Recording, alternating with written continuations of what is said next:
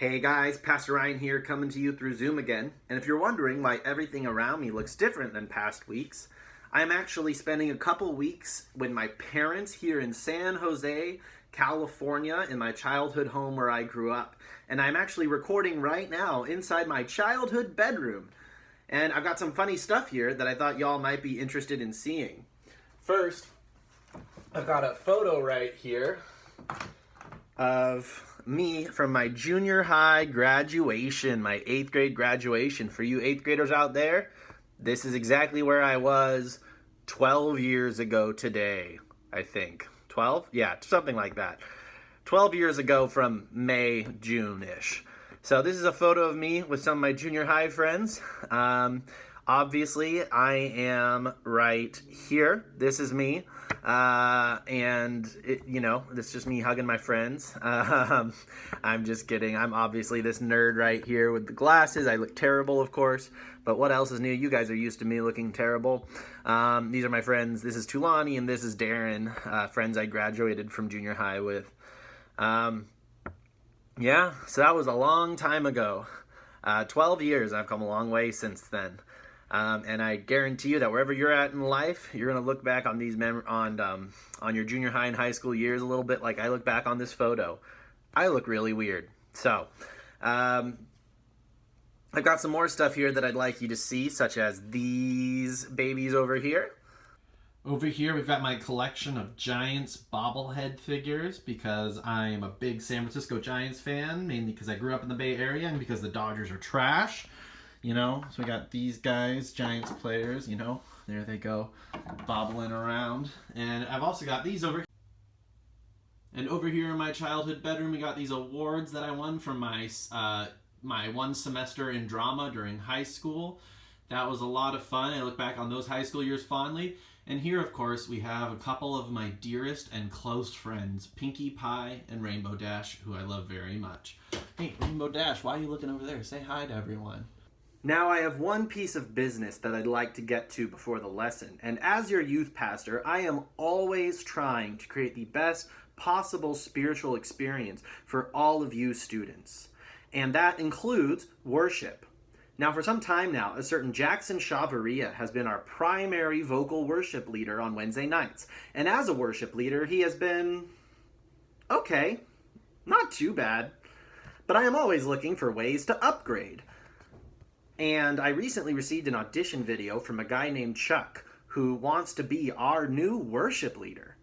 And in his audition video, he was singing the song The Blessing. So if you aren't familiar with the song The Blessing, it goes a little something like this. May his favor be upon you and 1,000 generations, and your family and your children and their children and their children.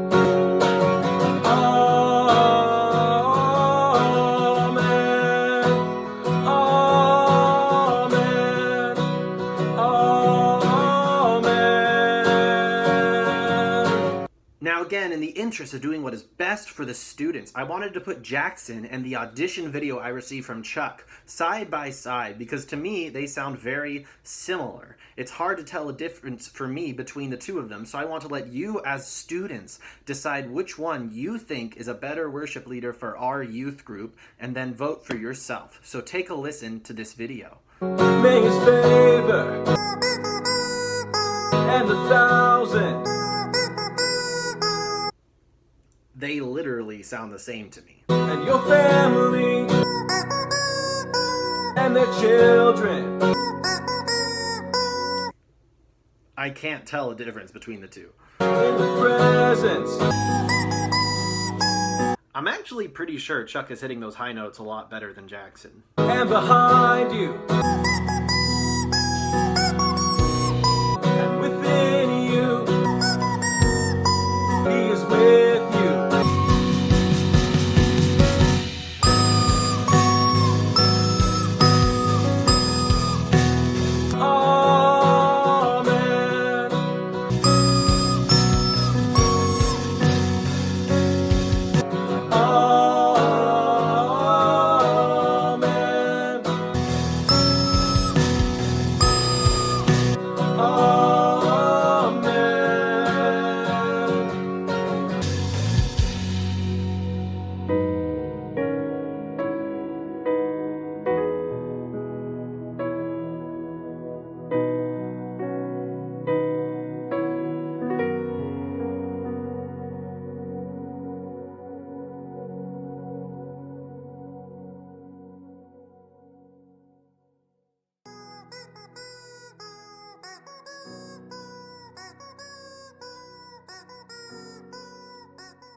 So students, you can go on Instagram now and vote between Jackson and Chuck. Who would you prefer to be the next worship pastor? Who sung it better? So go ahead, the poll is posted on Instagram now, so go ahead and check that out and cast your vote. And I will decide whoever wins the poll is going to be our future worship leader moving forward. So this week we are continuing our Bible Project series, and we are watching a video on the topic of generosity. But before we watch the video, I want you guys to answer a couple of questions in your small groups that will be on the screen. Number one, who do you know that you consider a truly generous person, and what about them makes them generous? And number two, do you consider yourself a generous person? Why or why not? And in what situations are you truly generous? And what are you generous with? So pause here and answer those questions now.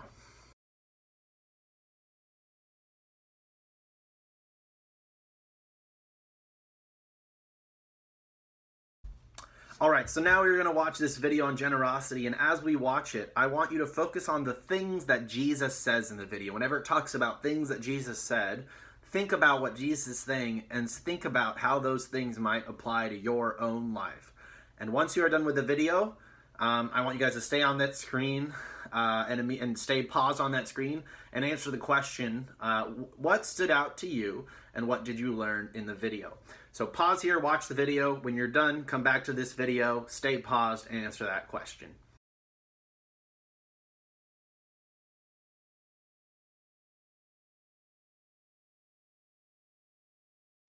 So I'm now going to briefly recap parts of this video to help frame our small group discussion for the next 5 to 10 minutes, starting at the beginning of the video.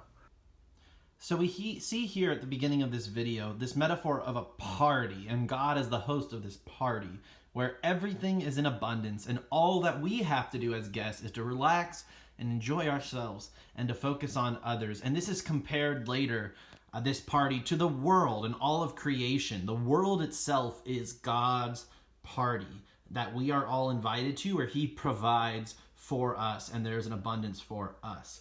And this is the mindset that we are called to live in this world as Christians. We are called to live with an abundance mentality. And this is recognizing that God will provide for us and that we should be focused on others, not ourselves. I call this, again, this is called the abundance mentality, knowing God provides and trusting we will always have enough, and therefore we live in radical generosity towards giving to others. And Jesus said that despite the fact that he did not grow up rich or comfortable. As a Jew, he grew up under military occupation in Rome. So he and the Jews did not have a lot of things. They lived under relative poverty and they were oppressed. So it's not like he grew up in a world where he had tons of money and therefore told people to live as if you had a lot of things because he himself did not have a lot of things. But despite the fact that Jesus had very little and the Jews had very little, Jesus still told people to live with an abundance mentality, believing that we have everything that we need from God and that God will always provide for us. And that led Jesus to saying things like this. And yet, he would say things like this. Look at the birds. They don't store up food for themselves, yet they have enough. Or consider the wildflowers. They're beautiful and abundant, and they don't stress about their existence, and you all should live that way too. But surely... So the idea here, the point of this is that the birds do not collect material possessions, and yet they find enough food, they get what they need, and they are provided what they need to survive. And flowers do not have anxiety, do not worry about tomorrow, and yet God takes care of the birds and God takes care of the flowers. God provides for these things, and if God's going to provide for birds and flowers so that they may survive and thrive, how much more will God care for us as humans? Because God cares much more about us as humans than he does about birds and flowers, because we are made in the image of God. And if God provides for the birds and flowers, God will provide for us. And Therefore, because of this, we should not worry about earthly things such as collecting money or getting cool new things, new phones, new gadgets, new toys, new iPads, new laptops, whatever. We should not be we should not be worried about getting new things or about hoarding food or hoarding toilet paper to make sure we have enough. But instead, we should trust that God provides for us. And this leads to Jesus saying more things like this. Jesus called his followers to trust in God's abundance like him. And that's why he said things like, sell your possessions and give to the poor, or don't worry about your life. He's inviting us to live by a different story, one that is built on trust in God's goodness and love. But living generously. So here it's saying that we are to trust in God's abundance always. And because Jesus does this, despite the fact that he and the Jews don't generally have a lot collectively, he tells people to go and sell their possessions and to give them to the poor. Sell your possessions and give them to the poor, and to not worry about tomorrow. Don't worry about having food for tomorrow, about having the cool new thing tomorrow, trusting that God will take care of us. And by doing this, we build our lives on trusting God's abundance and love. This is the abundance mentality that we are called to live with as Christians, always trusting that God will provide and God will take care of us, and therefore not living to gain things selfishly for ourselves, to not gain the cool new toy or gadget or phone or anything like that, but to live a life focused on others. So a question I have for you in light of that is, if Jesus came to you today and told you to sell your smartphone, to sell your laptop, to sell all of your possessions, and to give everything that you have to the poor, would you be able to do that?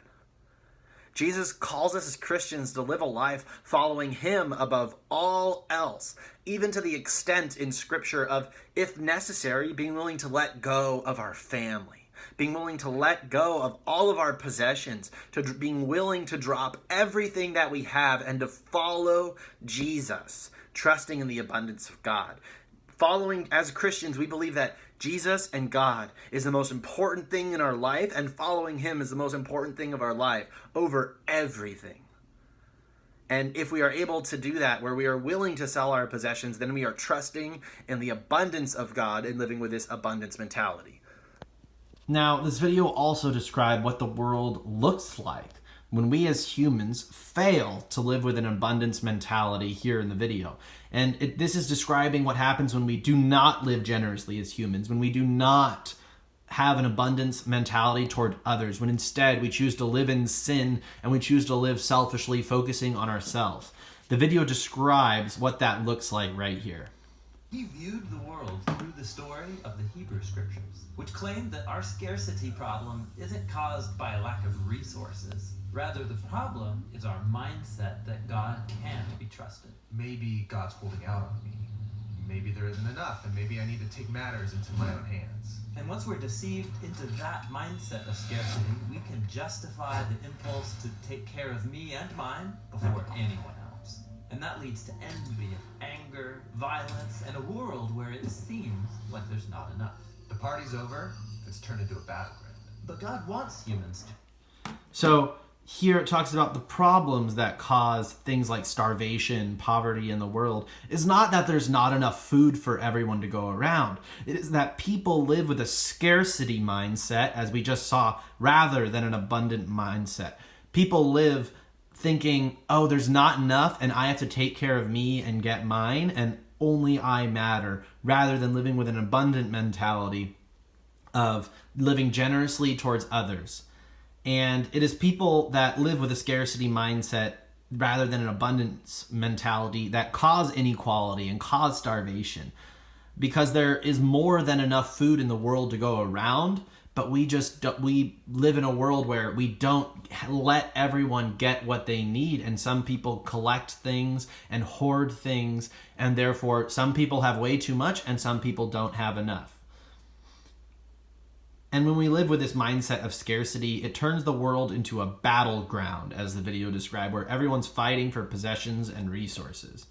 So the question I have for you today is, do you truly live with an abundance mentality? Are you willing to give away things that are yours to help and bless others in your life? Or are you living with a scarcity mindset, trying to get more things for yourself, focusing on what's the next thing that I can get, and not worrying and not caring much about where other people are at? And how we answer these questions as Christians is reflective of where we are at in our faith as believers. So that's pretty much it for this week.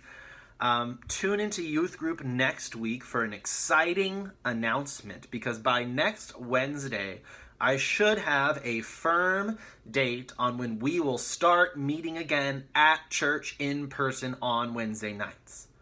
So by next week, I should be able to tell you when the next youth group at church is. And I think it's going to come up sooner than you expect. So come to youth group next week for more info about that. One more quick announcement. We are officially canceling our Jackbox Party Pack party event that we do on Fridays on Zoom. But we are continuing in our Talking About Theology, Thursdays at 5 p.m. And this week we're going to be talking about the topic of dating, sex, marriage, and more specifically, what makes a relationship marriage? Like, is it a piece of paper from the government that makes people married, or is it about commitment? What does it all mean from a biblical perspective? So we're going to be answering that question on our theology conversation tomorrow. So join us tomorrow at 5 p.m. for that. And join us on Sunday for our live stream watch party on Zoom at 9:30 a.m. where we watch the church service live together. I miss you guys all, and I pray that you are all doing well, and God bless you all, and I think, again, I'll be seeing you all a lot sooner than you expect in person at church. So tune in next week to find out when.